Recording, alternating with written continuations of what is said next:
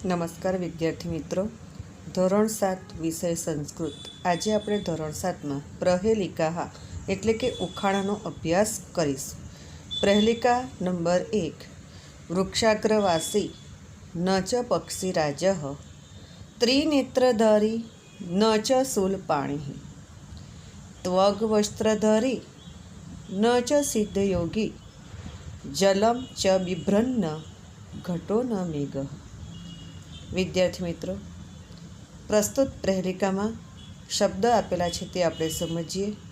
વૃક્ષાગ્રવાસી એટલે કે વૃક્ષ પ્લસ અગ્ર પ્લસ વાસી.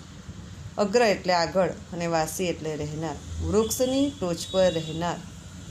પક્ષીરાજ, પક્ષીરાજ એટલે પક્ષીઓનો રાજા ગરુડ. ત્રિનેત્રધારી, 3 આંખો ધારણ કરનાર. શૂલપાણિ, પાણિ એટલે હાથ, હસ્ત, કર અને શૂલ એટલે ત્રિશૂળ. હાથમાં ત્રિશૂળ ધારણ કરનાર ભગવાન શંકર. ત્વગ્વસ્ત્રધારી એટલે છાલ અથવા તો ચામડાના વસ્ત્ર ધારણ કરનાર. સિદ્ધયોગી, સિદ્ધયોગી એટલે સિદ્ધિઓ પ્રાપ્ત કરનાર યોગી.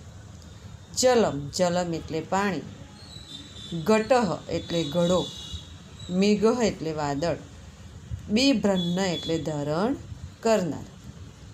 અનુવાદ સમજીએ. વૃક્ષાગ્રવાસી ન ચ પક્ષીરાજ, વૃક્ષની ટોચ પર રહે છે પણ પક્ષીનો રાજા ગરુડ નથી. ત્રિનેત્રધારી ન ચ શૂલપાણ, 3 આંખો ધારણ કરે છે પણ ભગવાન શંકર નથી. ત્વગ્વસ્ત્રધારી ન ચ સિદ્ધયોગી, ચામડાના વસ્ત્ર ધારણ કરે છે પણ સિદ્ધિ પ્રાપ્ત કરનાર યોગી નથી. જલમ ચ બિભ્રન્ન ઘટો ન મેઘ, પાણી ધારણ કરે છે પણ ઘડો કે વાદળ નથી. તો વિદ્યાર્થી મિત્રો, તત કિમ અસ્તિ, તે શું છે? તત નારિકેલ અસ્તિ, તે નારિયેળ છે. નારિયેળ વૃક્ષની ટોચ પર રહે છે. તેને 3 આંખ છે.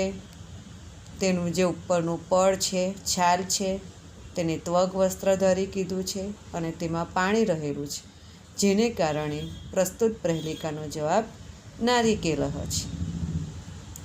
નર નારી સમુત્પન્ના સા સ્ત્રી દેહ વિવર્જિતા અમુખી કુરુતે શબ્દ જાતમાત્રા વિનશ્યતિ. પ્રહેલિકા 2ના શબ્દ સમજીશું. નર નારી સમુત્પન્ના, સમુત્પન્ન એટલે ઉત્પન્ન થયેલી, નર અને નારીથી ઉત્પન્ન થયેલી. સા એટલે તે, સા સર્વનામ છે, સ્ત્રીલિંગ નામ માટે વપરાતું સર્વનામ સા. દેહ વિવર્જિતા, શરીર વિનાની, દેહ વિનાની. અમુખી, અમુખી એટલે મુખ વિનાની.